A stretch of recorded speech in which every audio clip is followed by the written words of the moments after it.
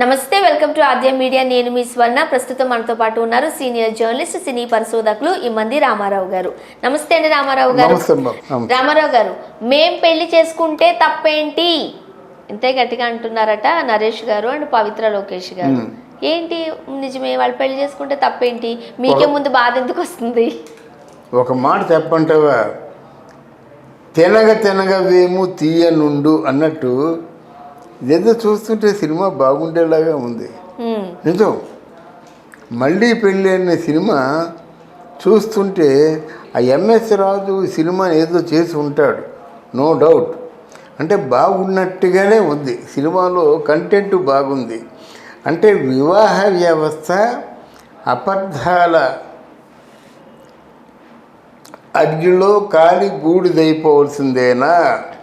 మళ్ళీ చివురించే అవకాశం కానీ చివురించే అదృష్టం కానీ లేదా? అదే కదా ఈ సినిమా కథ. మళ్ళీ పెళ్ళి అంటే అదే కదా. ఒక పెళ్ళి చేసుకున్నాము, ఎవరో అపార్థాలు చేసుకున్నారు, భార్యాభర్తలు విడిపోయారు, ఎవరికి వారు వేరుగా అయిపోయారు. వాళ్ళ జీవితాలు అలా మూడువారిపోవలసిందేనా? వాళ్ళ జీవితాల్లో మళ్ళీ చివురింపజేసేటువంటి అంటే పరిస్థితులే ఉండవా? అందువల్ల అంటే ఇప్పుడు ఈ కథ రేపు 26వ తారీఖు దగ్గర పడుతున్నప్పటికీ ఆ సినిమా మీద ఒక ఆకర్షణ కలిగేలాగా వాళ్ళు ప్లాన్ చేశారు. బాగుంది సినిమా అంతా, ఆ పోకడ బాగుంది. నాకు ముఖ్యంగా ఎంఎస్ రాజు గారి మీద ఉన్నటువంటి అభిమానం అలాంటిది. ఎంఎస్ రాజు గారికి కథని ఎలా మలుచుకోవాలో తెలుసు కనుక సినిమాని బాగా తీర్చిదిద్ది ఉంటారని నా ఉద్దేశం. ఈ సినిమాలో మళ్ళీ పెళ్ళి అనే సినిమాలో ఇక్కడ ఆవిడ జీవితంలో చరమాంకం అంటే జీవితంలో ఆవిడ కొన్ని కారణాల చేత ఆ పరిస్థితులకేమో ఓడిపోయి ఇంకా ఈ బ్రతుకు వేస్టు అని ఆత్మహత్య చేసుకునే పరిస్థితుల్లో నరేష్ కలిశాడు. కానీ ఇక్కడ మనము ఇది వీళ్ళిద్దరి బయట సంఘటనలు జరిగినవే, అంటే వీళ్ళిద్దరి జీవితంలో జరిగిన కథే సినిమాలో చూపిస్తున్నారు అని అనుకుంటున్నారు కదా. మనము నరేష్ గారు మాట్లాడదాం. నరేష్ గారికి రమ్య రఘుపతి గారితో ఉన్న విభేదాలు తెలిసిన విషయమే. బట్ పవిత్ర లోకేష్ గారికి వాళ్ళ హస్బెండ్కి, అంటే ఎక్కడైతే బెంగళూరులో ఉంటున్నారో ఆయనకి ఈ మనస్పర్ధలు, ఈ గొడవలు మనకేం బయటకు రాలేదు. ఆయన ఏ రోజు కూడా పవిత్ర గారి గురించి తప్పుగానో మాట్లాడలేదు కదా. మరి వాళ్ళ హస్బెండ్ ఎట్లాగా ఒక విలన్గా చూపించే ప్రయత్నం చేశారంటారా? లేదమ్మా, పవిత్రలోకి చదివి చెప్తున్నాను కదా, ఆవిడ జీవితంలో ఓడిపోయింది, పచ్చిగా ఓడిపోయింది. ఓడిపోయిన తర్వాత ఇక జీవితం తను చాలించవచ్చు అనుకునే పరిస్థితుల్లో ఆవిడ ఆత్మహత్య చేసుకుందాం అనుకుంది. అప్పుడు ఆత్మహత్య చేసుకుందాం అనుకునే స్థితిలో నరేష్ కలిశాడు. నరేష్ రమ్య రఘుపతిని పెళ్లి చేసుకున్నాడు. తర్వాత ఏ కారణం చేతో వీళ్ళిద్దరు విడిపోయినారు. కొంత ప్రాపర్టీ కావాల్సి వచ్చింది. రమ్య రఘుపతి ఏముంటుందంటే నరేష్లో చాలా లోపాలు ఉన్నాయి, ఆయనకి ఆ యావ తప్ప ఇంకే యావ లేదు అని ఏదో చెప్తుంది రమ్య రఘుపతి.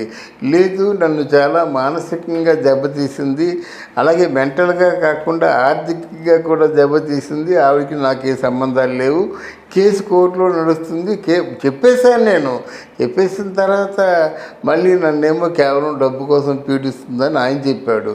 ఈ రెండు సంఘటనలతో సంబంధం లేకుండా వేరే కంటెంట్ ఇక్కడ ఉంది. వేరే కంటెంట్ సినిమాలో పెట్టారు. అదే సినిమాలో ప్రధానమైన ఆకర్షణ. అందుకని ప్రేమలో గొప్పతనం ఏంటంటే ఈ సినిమాని నడి వయసులో ఉన్న వాళ్ళకి ప్రేమ ఎలా కలుగుతుంది, నడి వయసులో ఉన్న వాళ్ళ తాలూకు మనోభావాలు ఎలాగుంటాయి, నడి వయసులో ఉన్నవాళ్ళు ఆనందంగా గడిపే అవకాశం లేదా, ఇట్లాంటి ప్రశ్నలు కొన్ని, ఆ ప్రశ్నలకి సమాధానం దొరుకుతుంది ఇది మళ్ళీ పెళ్ళిలో. మళ్ళీ పెళ్ళికి దారితీసే సంఘటనలు ఏమిటి, వాళ్ళు ఎందుకు కంట్రోల్ చేసుకోలేక ఒకరినొకరు కావాలనుకున్నారు. నరేష్ చక్కని మాట చెప్పాడు, నాకు మా అమ్మ పోయింది, పుట్టెడు దుఃఖంతో ఉన్నాను, నాకు మళ్ళీ మా అమ్మ దొరికింది అని పవిత్ర లొకేషన్ పడుకున్నాడు. అంత మంచి అది కాన్సెప్టు. నాకు అమ్మ పోయింది, పుట్టెడు దుఃఖంలో ఉన్నవాడికి మళ్ళీ మా అమ్మ దొరికింది నాకు. అని చెప్పాడన్నమాట. అలాగా వీళ్ళు వాళ్ళు తీసుకున్నటువంటి భావన మాత్రం చాలా గొప్పది. కథా వస్తువు కథని మలచేటువంటి తీరు కూడా చాలా గొప్పది. కథ మాత్రం డెఫినెట్గా 10 మందిని ఆకర్షిస్తుందని చెప్పొచ్చు. ఇక్కడ ఏమైందంటే 2 ప్రాబ్లంకి సాల్వ్ అయిపోతుంది. మేమిద్దరం ఇలా మనసు పడ్డాం కనుక ఒకరు లేకపోతే ఒకరు ఉండలేము. మాకు దానికి మీరు పెళ్ళి అంటారో సహజానం అంటారో ఏమనుకున్నా పర్వాలేదు, మాకు పెళ్ళి లేకపోయినా మేమిద్దరం కలిసే ఉంటాం. మా పెళ్ళి మీకు అభ్యంతరం అయితే మీకు బతికినంతకాలం కలిసే ఉంటాం అని చెప్పడం కోసం చేసినటువంటి ప్రయత్నం ఇది. కాదంటే రమ్య రఘుపతి ఏమిటంటే మరి నాకున్నటువంటి ఆ బిడ్డడు మాట ఏం చెప్తారు, బిడ్డడికి ఏదో చెప్పాలి కదా. తర్వాత ఎంతకైనా నా మగవాడికి మనసు లేదంటే ఎంతకైనా కోరుకుంటారమ్మా. అలాగే ఆడవాళ్ళకి కూడా నువ్వు నీ ముఖం నాకు చూపించద్దంటే మరి ఆ మగవాడు ఎంతకైనా జేబురిస్తాడు కనుక అలాగే మగవాడు కూడా వద్దు రమ్య, నువ్వు నీ మాట్లాడను, నీ ముఖం నీ చూడలేను, నువ్వు నాకు నా జీవితంలోకి అవసరం లేదంటే ఏముంది. ఇంకే మోనటరీ యాంగిల్లో డబ్బుల గురించి ఏవో మాట్లాడుకున్న తర్వాత ఉభయతారకంగా ఏది న్యాయంగా ఉంటే ఆ న్యాయాన్ని అమలు చేస్తారు. ముఖ్యంగా పవిత్ర లోకేష్ గారు విజయ నిర్మల గారి ఫ్యామిలీ నన్ను యాక్సెప్ట్ చేసింది అని చెప్తున్నారు, విన్నారా మీరు?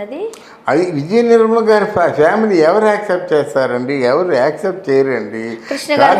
కాదండి, కృష్ణ గారు పిలిచి ఏమమ్మా నరేష్తో ఉంటున్నావట, నువ్వు వెళ్ళిపో అని చెప్పేటువంటి స్థాయి కాదు కదా కృష్ణ గారిది. విజయ నిర్మల గారు ఉన్నారనుకోండి, ఎవరో ఫ్రెండ్స్ ఉంటారు, సినిమా వాళ్ళు ఫ్రెండ్స్ ఉండడం మానేస్తారా? అప్పుడు ఏమ్మా మా అమ్మాయి నాకు మా కోడలు ఉంటాడు, నువ్వెవరి అప్పటికి ఇద్దరు పెళ్లి చేసుకుంటామని చెప్పలేదు కదా, ఓ స్నేహితులుగా ఉన్నారు కదా. స్నేహితులుగా ఉన్న వాళ్ళని రిజెక్ట్ చేయవలసిన అవసరం వచ్చింది.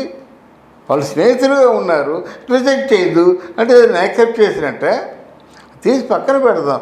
కాదంటే ఒకరి మీద ఒకరికి వాళ్ళు క్రానిక్ అయిపోయారు, శృతి మించిపోయారు, ఒకరు లేకపోతే ఒకరు ఉండలేరు. ఇప్పుడు నాకు మా అమ్మ లేదు, మా అమ్మ బదులు నువ్వు ఉన్నావు అంటానమాట.